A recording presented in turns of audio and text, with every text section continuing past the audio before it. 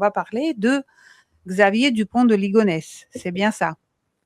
Tout à fait. J'ai étudié la question. Je l'avais déjà plus ou moins étudiée à l'époque des faits, mais je ne m'étais pas penchée plus que ça sur le sujet. Je précise que je n'ai pas du tout été missionnée d'une manière ou d'une autre sur ce dossier. Je ne me relate donc aux éléments de presse de droite et de gauche pour l'analyse que je vais produire. Mm. En tout cas, c'était il y a 15 ans, pratiquement tout pile. Hein. Bon, on parle d'avril 2011. Fin avril 2011, autour du 21, enfin, le 21 avril, on découvre les corps ensevelis sous la terrasse de ce pavillon, de cet hôtel particulier, ou je sais pas, en tout cas, cette bâtisse à Nantes.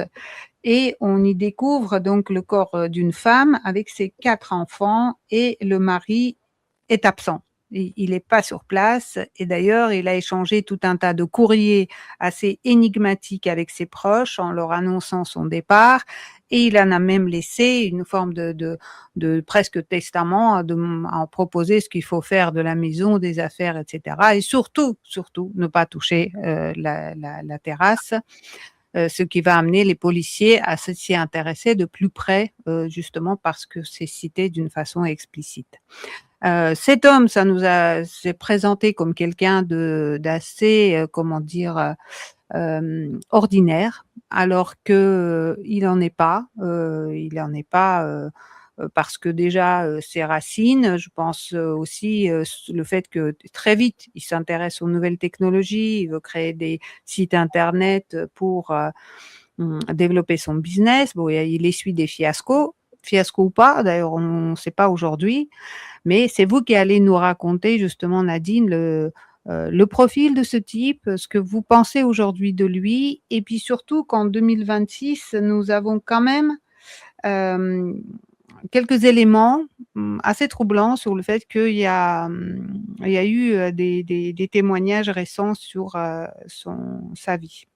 Mais dites-nous, Nadine, qu'est-ce que vous avez pu étudier? Bon, alors moi, je n'ai pas vu ces témoignages troublants. Je me suis référée juste à mon métier. Donc déjà, j'ai commencé par... donc je reprécise en préambule que je ne les connais pas. Je suis en aucun contact avec qui que ce soit de la famille. Je fais juste ce travail pour l'émission. Donc, je me penche dessus avant l'émission. Et je vous en remercie parce que ça nous intéresse. Je vous en prie. Moi aussi, j'aime bien, ça me fait travailler sur des choses aussi qui changent un petit peu de l'ordinaire, quoique avec mes étudiants, c'est le genre de sujet qu'on traite également. Mais voilà, donc c'est sympa. J'ai commencé, ce qui m'a interloqué, c'est la façon dont la presse a relaté les choses, y compris un policier qui traque Xavier Dupont de Ligonnès, qui est un ancien de la cyber et qui est aussi un ancien des cold cases en France. Cold case, c'est affaire mal classée ou non classée. Il faut savoir que nous sommes les champions du monde dans ce domaine.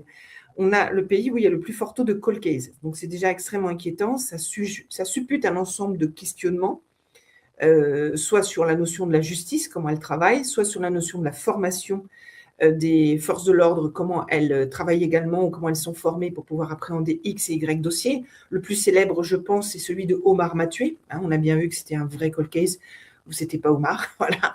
Et ça aussi, j'avais étudié le truc, je savais tout de suite que c'était pas Omar. Parce que un des éléments qu'on occulte le plus dans notre société, c'est justement mon métier. 160 ans de retard. Alors, je ne dis pas qu'il n'y a pas de profiler ou d'analyse comportementaux.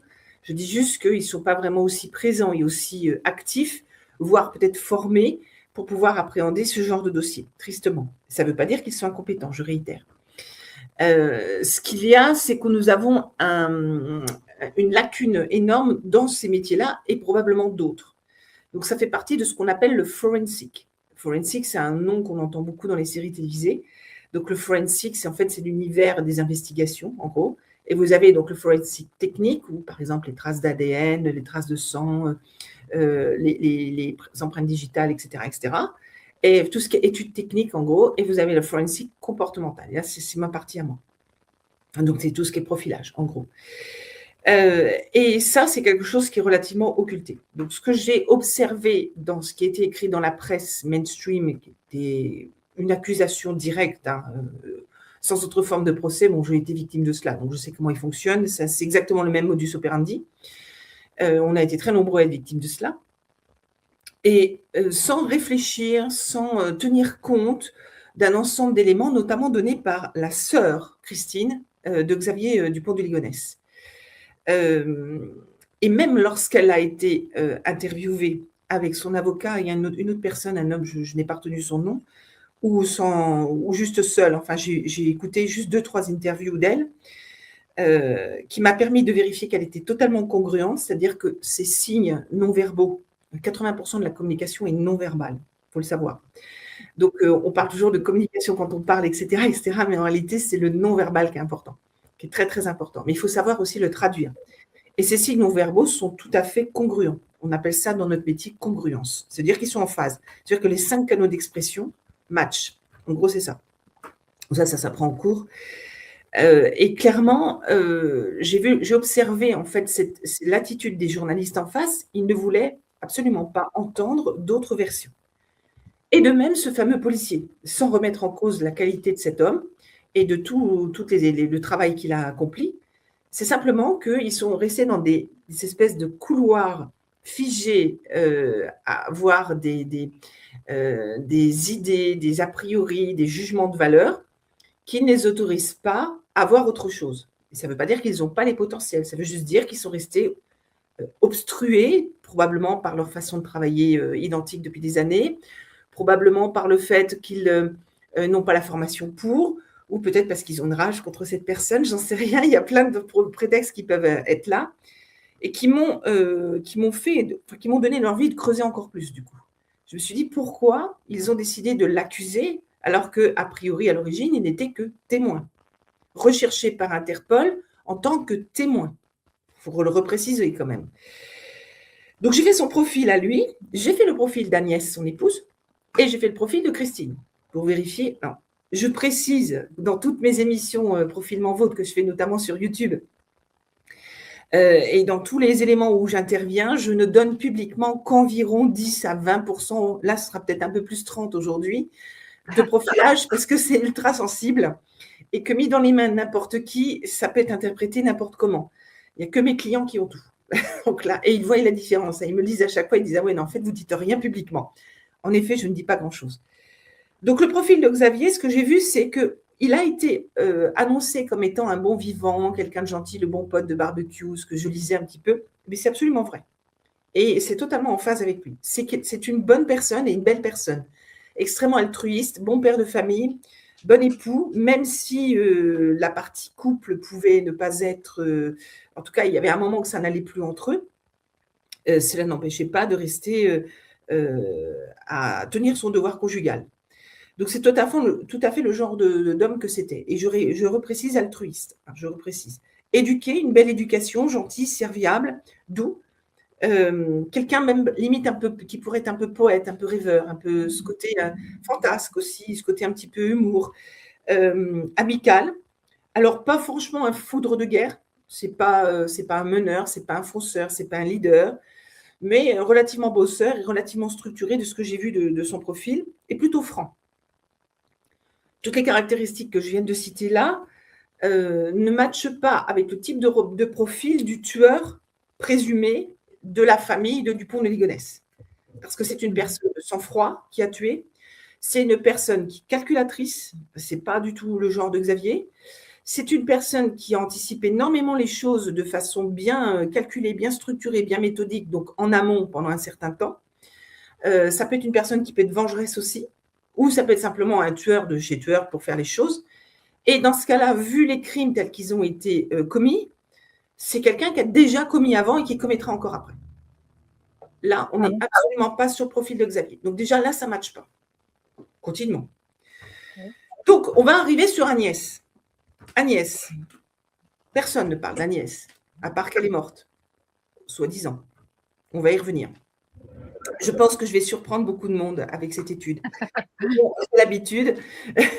Quand en 2016, j'avais dit que Brigitte Macron était un homme, je me suis fait rejeter par tout le monde. J'ai l'habitude. Ça fait des années qu'on n'arrête pas de me dire que je suis une loufoque, une illuminée et tout. J'ai l'habitude. J'assume ce que je dis et ça n'engage que moi.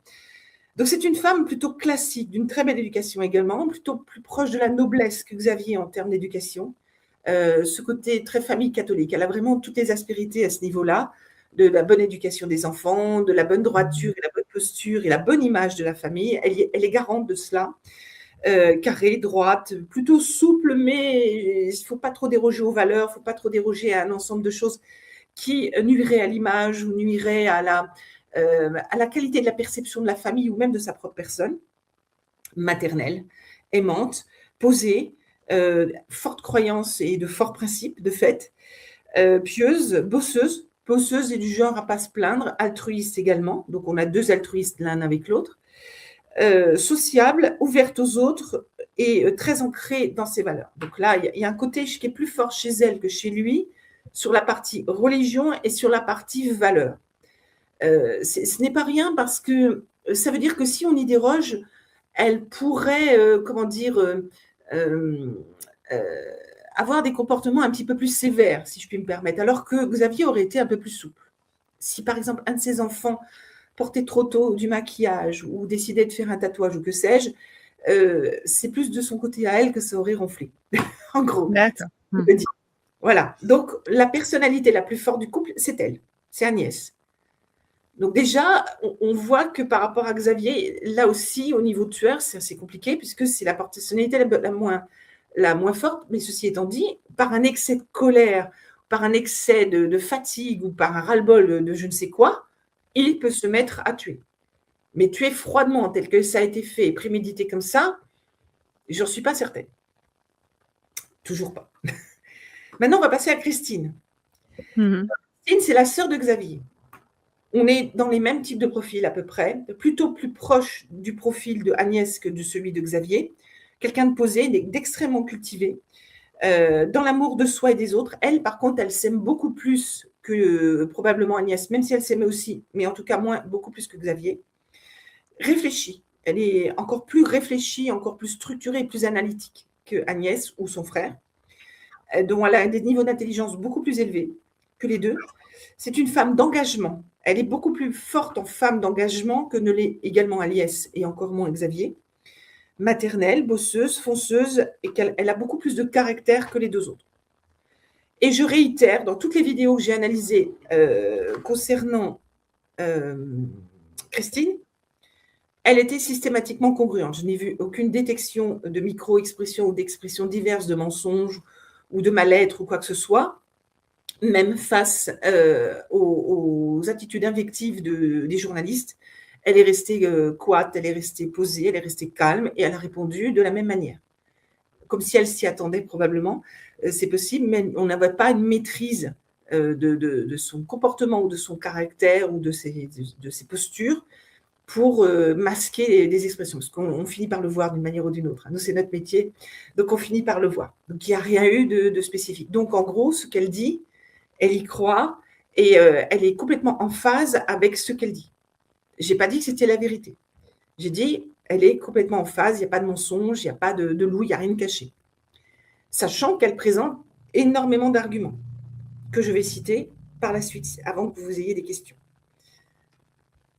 Si vous en avez, chère Lara. Vous n'en avez pas? Je continue. Ah si, dans ce cas, si les 3 profils sont terminés, j'ai une question concernant Xavier, justement.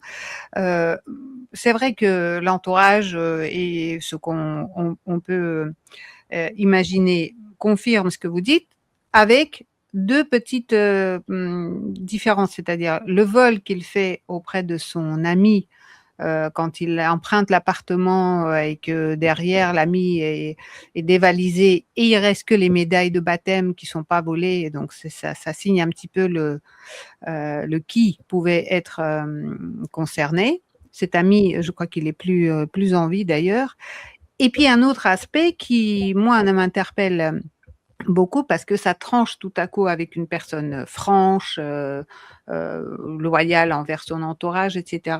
Et ce côté penchant pour le travestissement, c'est-à-dire changement de look permanent que les gens ont constaté, qui étaient surpris d'ailleurs de le voir tantôt avec une barbe, tête rasée, changeant de look, ce qui n'est pas signe d'un équilibre intérieur à mon sens, mais je peux me tromper. Vous êtes beaucoup plus à même de me dire ce que ça c'est ce que ça permet de transfigurer.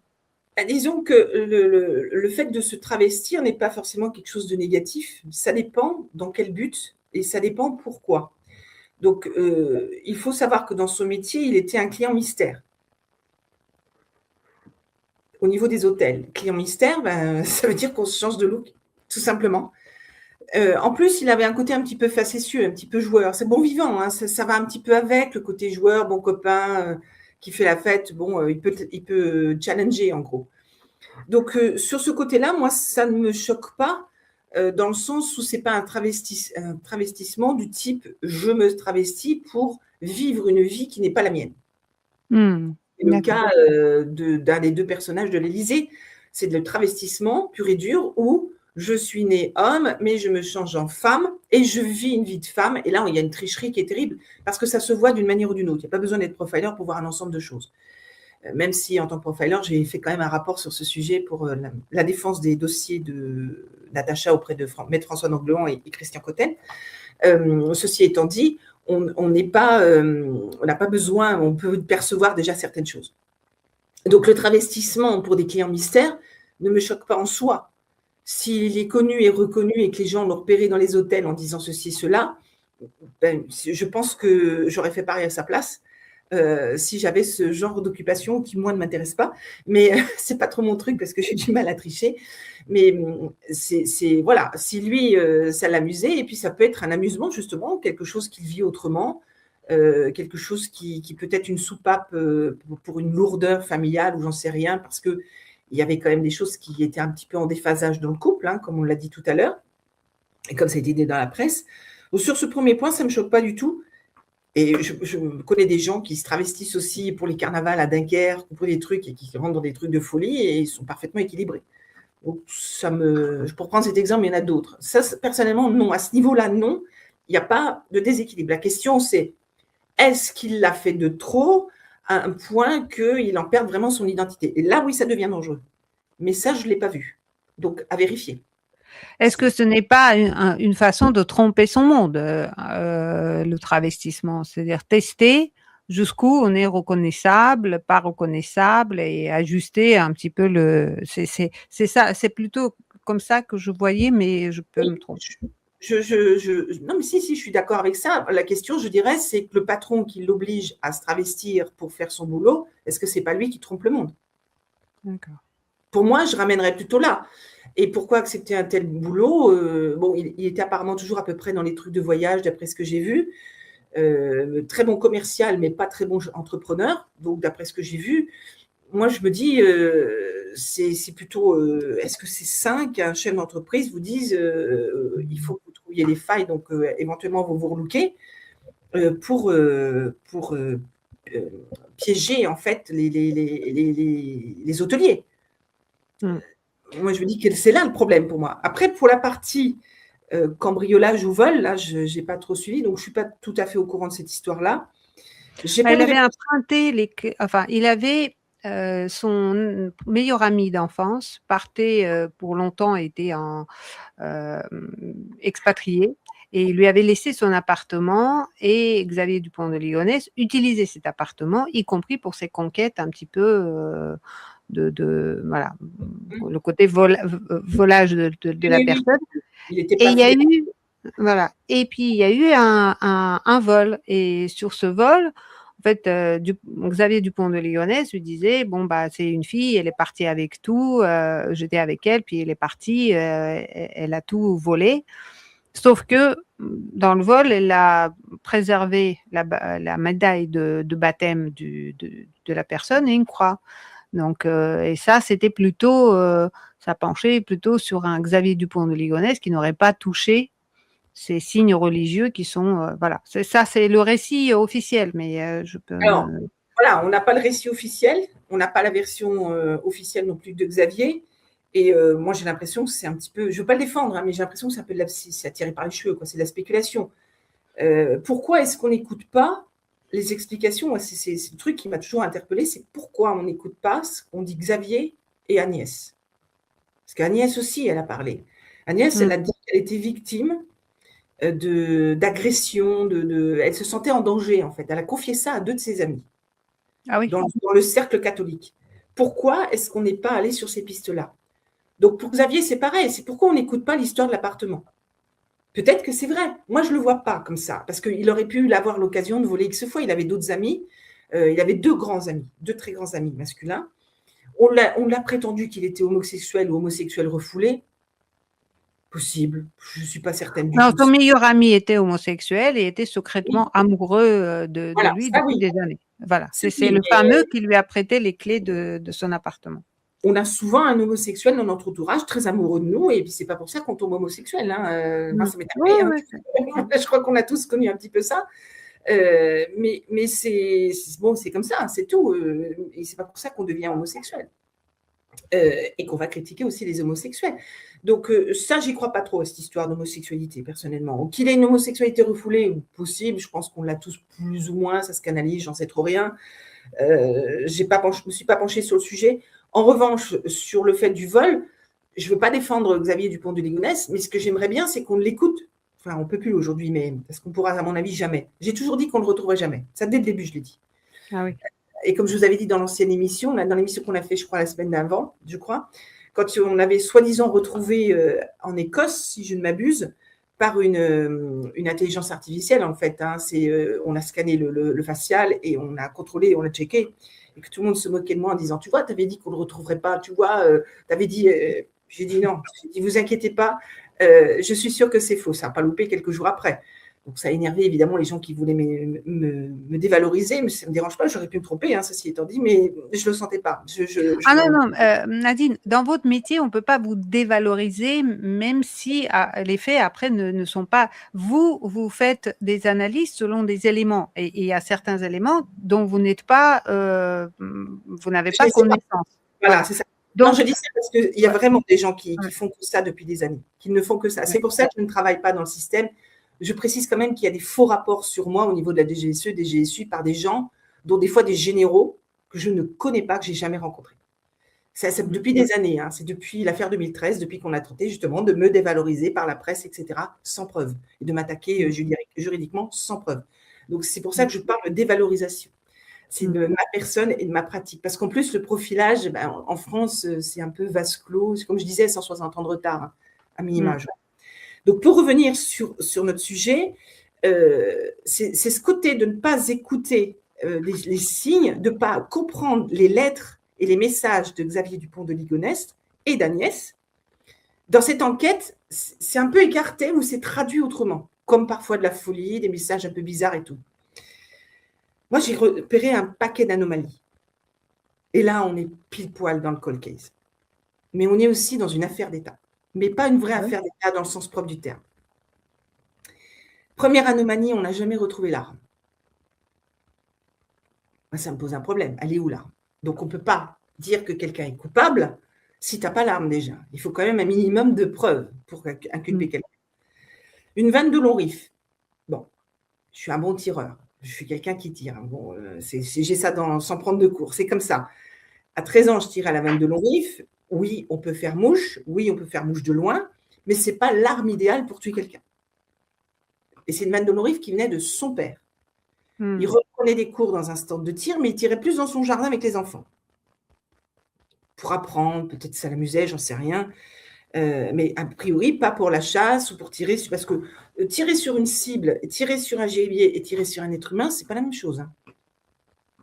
Et tirer de sang-froid, parce que là, les cadavres, on a soit 2 balles dans la tête, soit 2 balles dans la tête et plusieurs balles dans le thorax.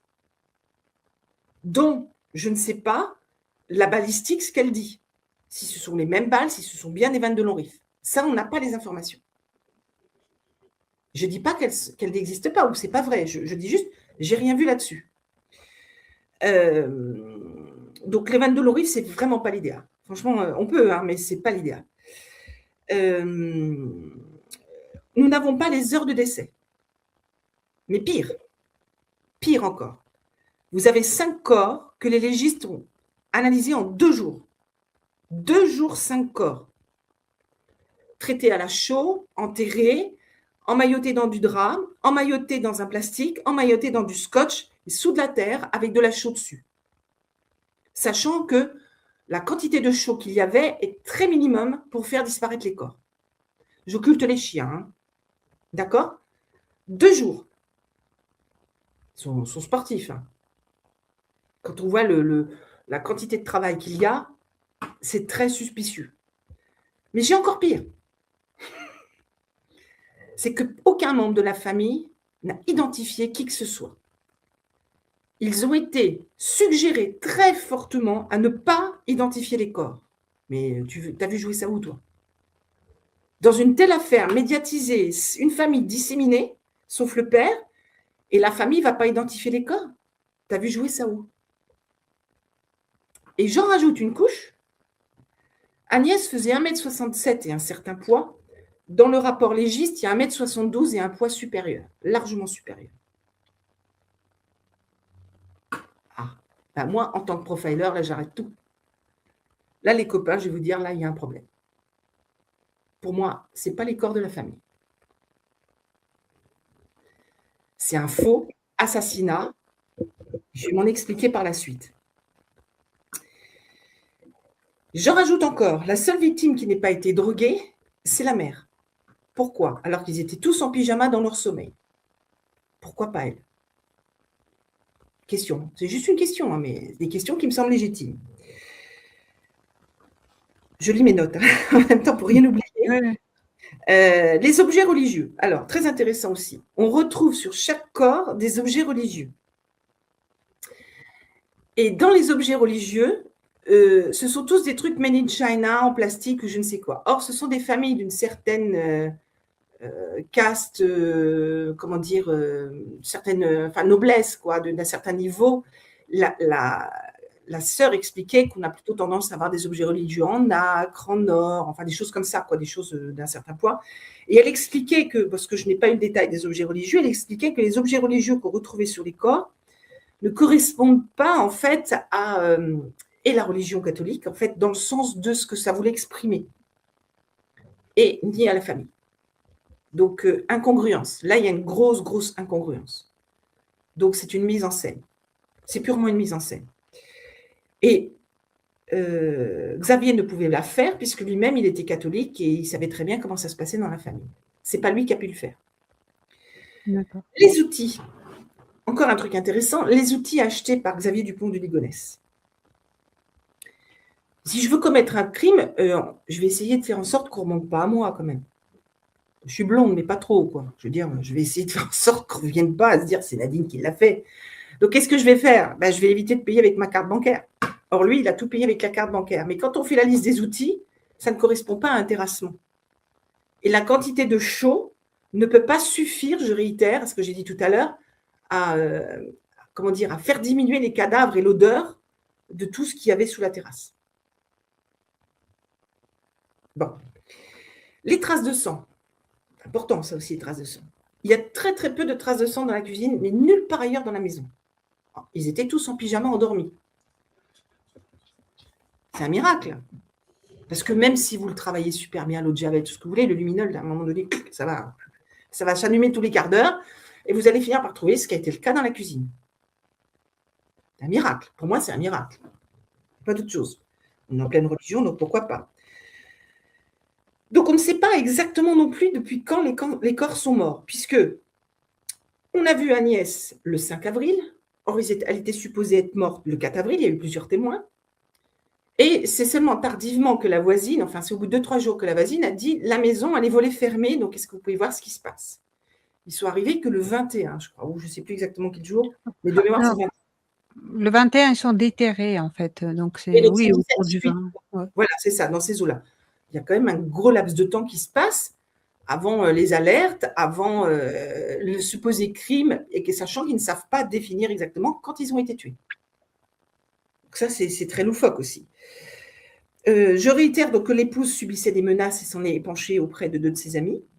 Des menaces réelles et concrètes, qu'il y avait des gens qui la menaçaient, alors, de mort, d'un ensemble de choses juste avant les faits, quelque temps avant les faits.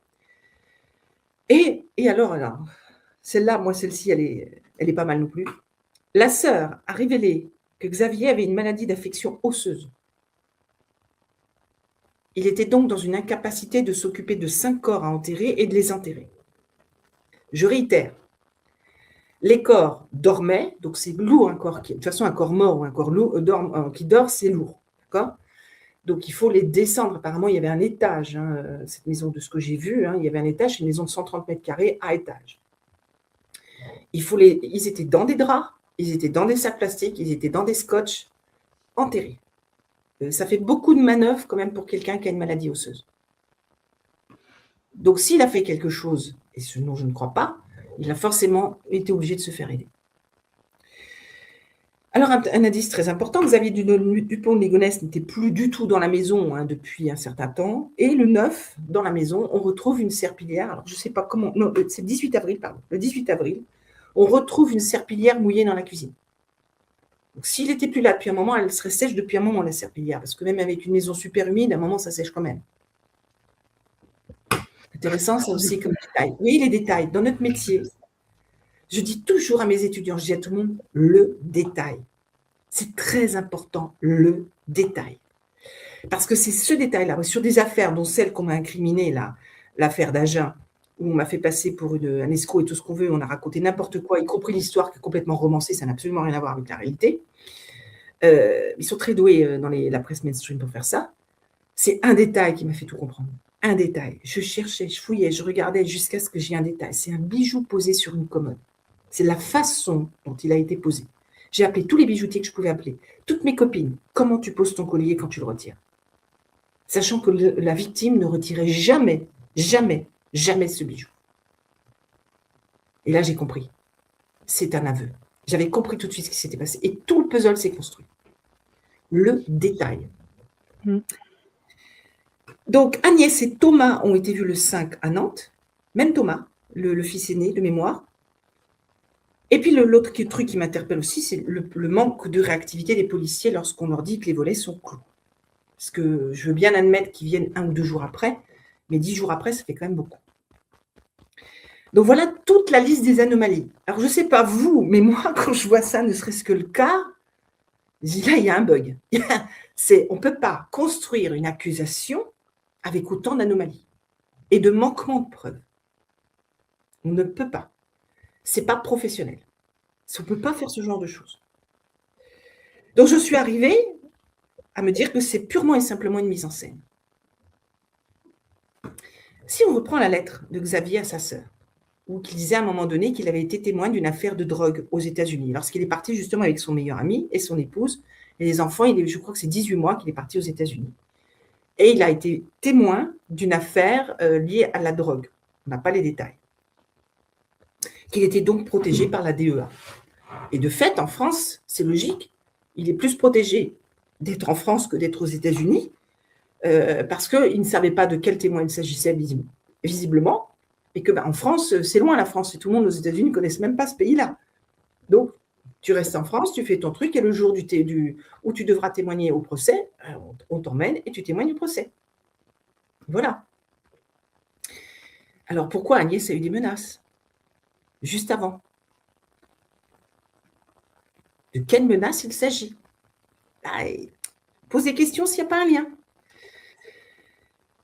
Pourquoi laisser des traces d'achat de cartes bancaires avant et après les faits à Nantes?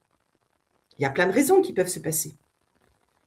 Pour moi, mon hypothèse conclusion, ce serait de dire qu'on va faire croire qu'il y a une élimination de la famille. Comme ça, plus de menaces, plus de problèmes DEA, je ne témoigne plus, etc. Et ensuite, je vais laisser des messages, je vais semer à droite, à gauche. Je vais semer aussi en France, je vais me montrer dans des hôtels et tout, parce que si on ne veut pas se montrer, encore une fois, on ne se met pas sous les caméras. Il connaît les hôtels par cœur, il savait très bien qu'il y avait des caméras, donc pourquoi il se met dessous? C'est pas congruent, ça ne matche pas non plus. Je sais c'est sûr que lorsqu'il descend le 11-12 avril de Nantes dans le sud, d'abord il va dans un palace. Oui, après il y a un Formule 1 ou un truc comme ça. Oui, et après un Formule 1 où il part avec un sac à dos, laissant sa voiture sur le parking. Donc, ça, c'est la dernière fois qu'on l'a vu. Et là, il y a eu un assassinat d'une dame dans le coin. Comme il avait vécu dans le coin, on croyait que c'était lui, mais non, c'était son associé qui l'avait tué. Donc déjà, on lui mettait tout sur le dos. Je vous dis, quand on part mal sur une enquête, forcément, on ne va pas aboutir au bon résultat. Il peut y avoir plusieurs pistes, mais à un moment donné, quand on voit, il faut regarder les faits. Les faits, c'est quoi? Il faut regarder de façon neutre les faits. C'est pas de dire je l'accuse tout de suite. Si tu l'accuses tout de suite, forcément, après pour se défendre, c'est compliqué. Hein. Donc, s'il a laissé ces traces de carte bleue et qu'après il y a une disparition, pour moi, c'est pour noyer le poisson le temps de l'exfiltration d'Agnès et des enfants, parce que pour moi, ils sont en vie. Et je vais vous dire, si je puis me permettre, Lara, je vais vous dire pourquoi je dis ça. Parce que dans une lettre, il a dit on part aux États-Unis. Et quand c'est des lettres qui concernent les enfants, il dit on part en Australie. Il n'a pas menti. C'est qu'il y en a un qui a dû choisir l'Australie, toute la famille, et l'autre qui a dû choisir les États-Unis, pour des raisons diverses et variées. Et surtout pour une raison, c'est que le couple ne s'entendait plus. Et quand il a fait le dîner avec son fils, puisque c'est le dernier qui aurait été tué, là, je crois que c'est Thomas, justement, où il était triste et tout. La serveuse, elle disait que c'était une ambiance plutôt triste, ça n'allait pas du tout. J'imagine que le père a dû expliquer tout ce qui allait se passer et que le fils était probablement triste de ne plus voir son père, parce qu'il ne les reverra jamais, probablement. Quand on a critiqué le fait qu'il s'est acheté un steak et une bonne bouteille de vin alors qu'il n'avait pas d'argent avant de quitter Nantes, écoutez, si moi je sais que demain je ne reviens pas en France et que je connais la bonne tambouille de française, je me fais un bon petit repas avant de partir. C'est le dernier repas du condamné, entre guillemets. Vous voyez, c'est un peu cette notion-là. Donc, on a plein d'éléments qui ont fait qu'il a noyé le poisson, entre guillemets, pour qu'on piste uniquement sur lui le temps que la famille s'exfiltre. En fait, il a protégé sa famille comme il a toujours été. Et personne n'a investigué sur Agnès. Pardon, monsieur, je suis confus, j'ai égaré mon briquet. On a aussi tendance à jouer avec le feu. Google, qui est une création de la CIA. L'équipe de Géopolitique Profonde vous donne le meilleur de l'actualité brûlante. Mais en échange, on veut un geste de votre part. Merci de ce geste d'amour, on vous le rendra. Ravi.